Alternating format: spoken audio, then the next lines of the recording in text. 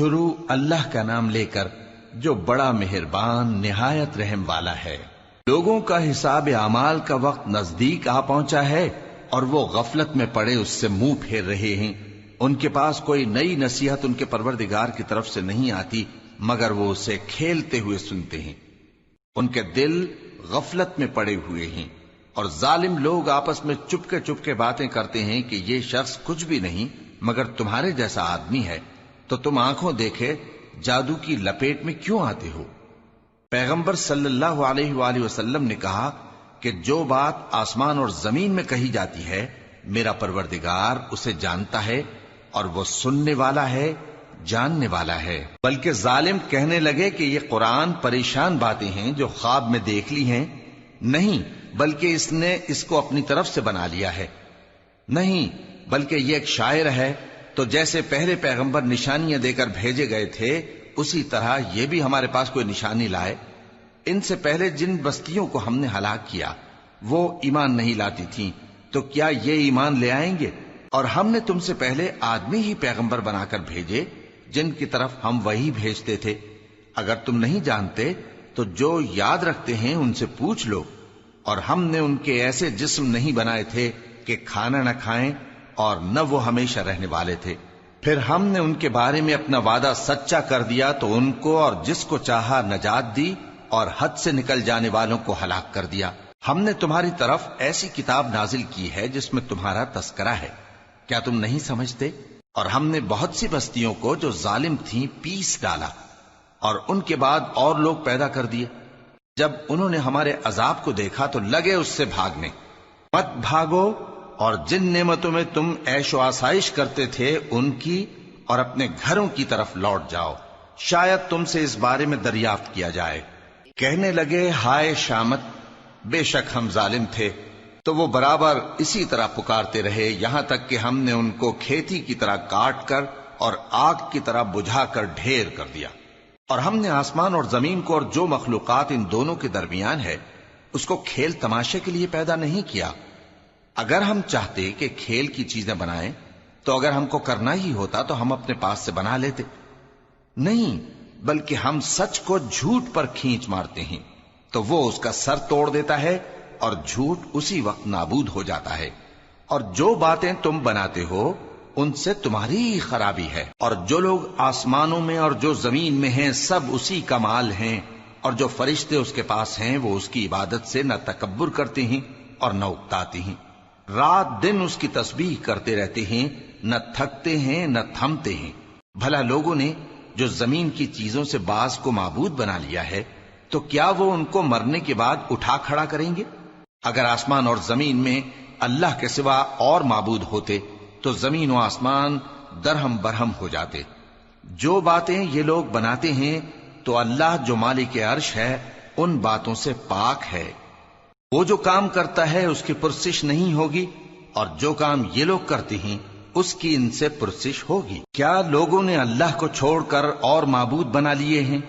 کہہ دو کہ اس بات پر اپنی دلیل پیش کرو، یہ میری اور میرے ساتھ والوں کی کتاب بھی ہے اور جو مجھ سے پہلے پیغمبر ہوئے ہیں ان کی کتابیں بھی ہیں، بلکہ بات یہ ہے کہ ان میں اکثر حق بات کو نہیں جانتے اور اس لیے اس سے منہ پھیر لیتے ہیں۔ اور جو پیغمبر ہم نے تم سے پہلے بھیجے ان کی طرف یہی وحی بھیجی کہ میرے سوا کوئی معبود نہیں تو میری ہی عبادت کرو۔ اور کہتے ہیں کہ رحمان بیٹا رکھتا ہے، وہ پاک ہے، اس کے نہ بیٹا ہے نہ بیٹی، بلکہ جن کو یہ لوگ اس کے بیٹے بیٹیاں سمجھتے ہیں وہ اس کے عزت والے بندے ہیں، اس کے آگے بڑھ کر بول نہیں سکتے اور اس کے حکم پر عمل کرتے ہیں۔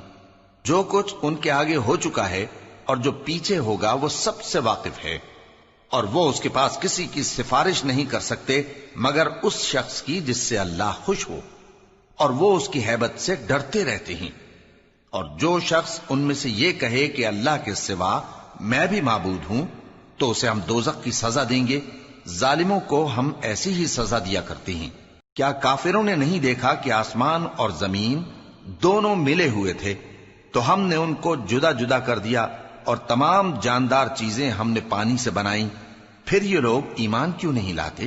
اور ہم نے زمین میں پہاڑ بنائے تاکہ وہ لوگوں کو لے کر ڈولنے نہ لگے اور اس میں کشادہ رستے بنائے تاکہ لوگ ان پر چلیں، اور آسمان کو محفوظ چھت بنایا، اس پر بھی وہ ہماری نشانیوں سے منہ پھیر رہے ہیں۔ اور وہی تو ہے جس نے رات اور دن اور سورج اور چاند کو بنایا، یہ سب اپنے اپنے مدار میں تیر رہے ہیں۔ اور اے پیغمبر، ہم نے تم سے پہلے کسی آدمی کو بقائے دوام نہیں بخشا، بھلا اگر تم مر جاؤ تو کیا یہ لوگ ہمیشہ رہیں گے؟ ہر شخص کو موت کا مزہ چکھنا ہے، اور ہم تم لوگوں کو سختی اور آسودگی میں آزمائش کے طور پر مبتلا کرتے ہیں، اور تم ہماری طرف ہی لوٹ کر آؤ گے۔ اور جب کافر تم کو دیکھتے ہیں تو تم سے ہنسی کرتے ہیں کہ کیا یہی شخص ہے جو تمہارے معبودوں کا ذکر برائی سے کیا کرتا ہے، حالانکہ وہ خود رحمان کے ذکر سے منکر ہیں۔ انسان کچھ ایسا جلد باز ہے کہ گویا جلد بازی ہی سے بنایا گیا ہے۔ میں تم لوگوں کو عنقریب اپنی نشانیاں دکھاؤں گا تو تم مجھ سے جلدی نہ کرو۔ اور کہتے ہیں کہ اگر تم سچے ہو تو جس عذاب کی یہ وعید ہے وہ کب آئے گا؟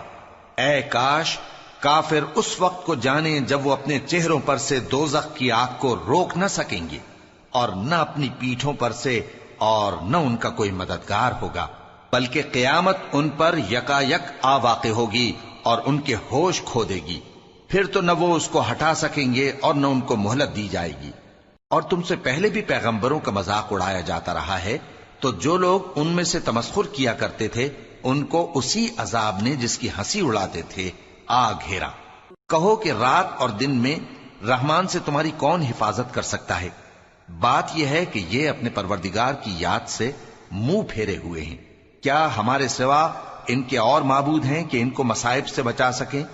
وہ آپ اپنی مدد تو کر ہی نہیں سکیں گے، اور نہ ہماری طرف سے ان کی رفاقت ہوگی، بلکہ ہم ان لوگوں کو اور ان کے باپ دادا کو متمتع کرتے رہے، یہاں تک کہ اسی حالت میں ان کی عمریں بسر ہو گئیں۔ کیا یہ نہیں دیکھتے کہ ہم زمین کو اس کے کناروں سے گھٹاتے چلے آتے ہیں؟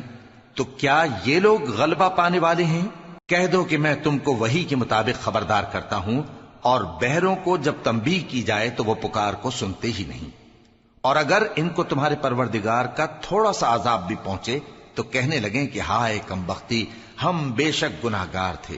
اور ہم قیامت کے دن انصاف کی ترازو کھڑی کریں گے تو کسی شخص کی ذرا بھی حق تلفی نہ کی جائے گی، اور اگر رائی کے دانے کے برابر بھی کسی کا عمل ہوگا تو ہم اس کو لا موجود کریں گے، اور ہم حساب کرنے کو کافی ہیں۔ اور ہم نے موسیٰ اور ہارون کو ہدایت اور گمراہی میں فرق کر دینے والی اور سر تا پا روشنی اور نصیحت کی کتاب عطا کی، یعنی پرہیزگاروں کے لیے جو بن دیکھے اپنے پروردگار سے ڈرتے ہیں اور قیامت کا بھی خوف رکھتے ہیں۔ اور یہ مبارک نصیحت ہے جسے ہم نے نازل فرمایا ہے، تو کیا تم اس سے انکار کرتے ہو؟ اور ہم نے ابراہیم کو پہلے ہی سے ہدایت دی تھی، اور ہم ان کے حال سے واقف تھے جب انہوں نے اپنے باپ اور اپنی برادری والوں سے کہا کہ یہ کیسی مورتی ہیں جن کی پرستش پر تم لوگ جمے ہوئے ہو؟ وہ کہنے لگے کہ ہم نے اپنے باپ دادا کو ان کی پرستش کرتے دیکھا ہے۔ ابراہیم نے کہا کہ تم بھی گمراہ ہو اور تمہارے باپ دادا بھی کھلی گمراہی میں پڑے رہے۔ وہ بولے کیا تم ہمارے پاس واقعی حق لائے ہو یا ہم سے کھیل کی باتیں کرتے ہو؟ ابراہیم نے کہا نہیں، بلکہ تمہارا پروردگار آسمانوں اور زمین کا پروردگار ہے جس نے ان کو پیدا کیا ہے، اور میں اس بات کا گواہ اور اسی کا قائل ہوں۔ اور اللہ کی قسم جب تم پیٹ پھیر کر چلے جاؤ گے تو میں تمہارے بتوں سے ایک چال چلوں گا۔ پھر ان کو توڑ کر ریزہ ریزہ کر دیا، مگر ایک بڑے بت کو نہ توڑا تاکہ وہ اس کی طرف رجوع کریں۔ کہنے لگے کہ ہمارے معبودوں کے ساتھ یہ معاملہ کس نے کیا؟ وہ تو کوئی ظالم ہے۔ لوگوں نے کہا کہ ہم نے ایک جوان کو ان کا ذکر کرتے ہوئے سنا ہے، اسے ابراہیم کہتے ہیں۔ وہ بولے کہ اسے لوگوں کے سامنے لاؤ تاکہ وہ گواہ رہیں۔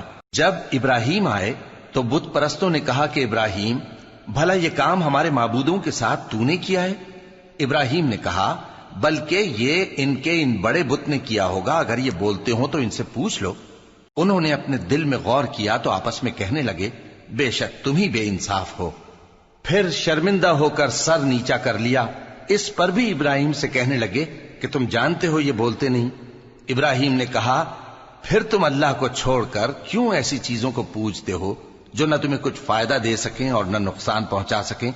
تف ہے تم پر اور جن کو تم اللہ کے سوا پوجتے ہو ان پر، کیا تم عقل نہیں رکھتے؟ تب وہ آپس میں کہنے لگے کہ اگر تمہیں اس سے اپنے معبودوں کا انتقام لینا اور کچھ کرنا ہے تو اس کو جلا ڈالو اور اپنے معبودوں کی مدد کرو۔ ہم نے حکم دیا اے آگ سرد ہو جا اور ابراہیم پر سلامتی والی بن جا۔ ان لوگوں نے برا تو ان کا چاہا تھا، مگر ہم نے انہی کو نقصان میں ڈال دیا اور ابراہیم اور لوط کو اس سرزمین کی طرف بچا نکالا جس میں ہم نے اہل عالم کے لیے برکت رکھی تھی۔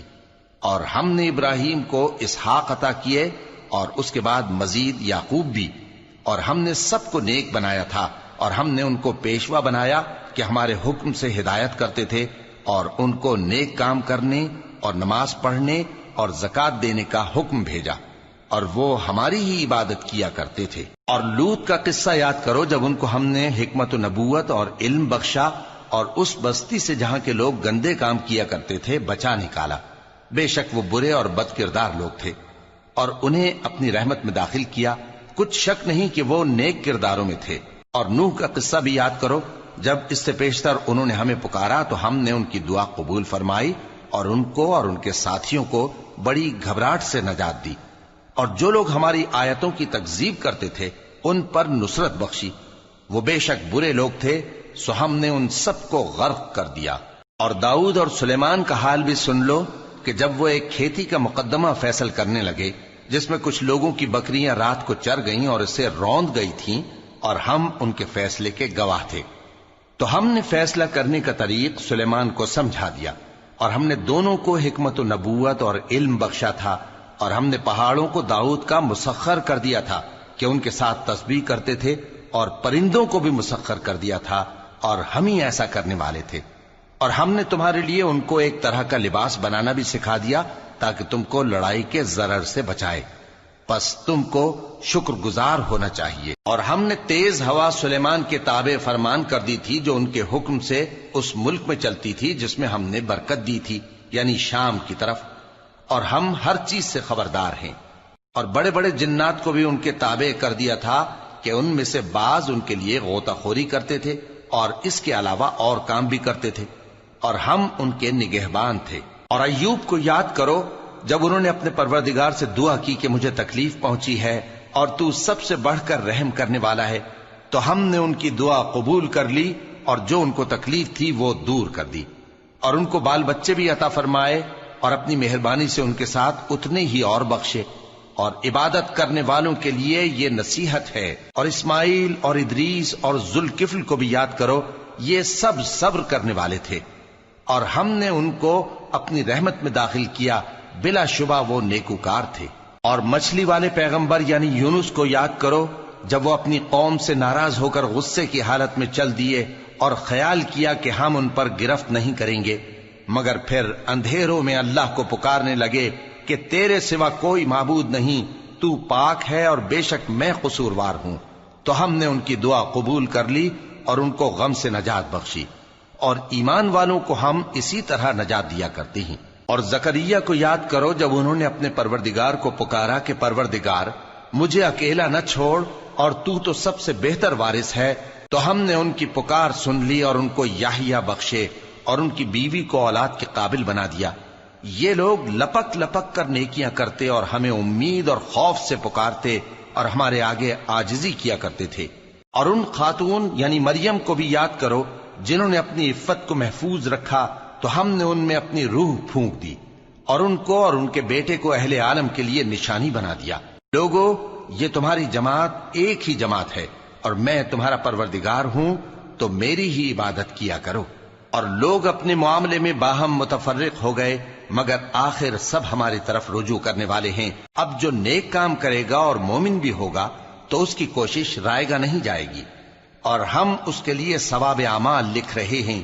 اور جس بستی والوں کو ہم نے ہلاک کر دیا محال ہے کہ رجوع کریں، وہ واپس نہیں آئیں گے، یہاں تک کہ یاجوج اور ماجوج کھول دیے جائیں اور وہ ہر بلندی سے نیچے آ رہے ہوں، اور قیامت کا سچا وعدہ قریب آ جائے تو ناگہاں کافروں کی آنکھیں پھٹی کی پھٹی رہ جائیں اور کہنے لگیں کہ ہائے شامت، ہم اس حال سے غفلت میں رہے، بلکہ ہم خود ہی ظالم تھے۔ کافرو، اس روز تم اور جن کی تم اللہ کے سوا عبادت کرتے ہو دوزخ کا ایندھن ہوں گے اور تم سب اس میں داخل ہو کر رہو گے۔ اگر یہ لوگ در حقیقت معبود ہوتے تو اس میں داخل نہ ہوتے، سب اس میں ہمیشہ رہیں گے، وہاں ان کو چلانا ہوگا اور اس میں کچھ اور نہ سن سکیں گے۔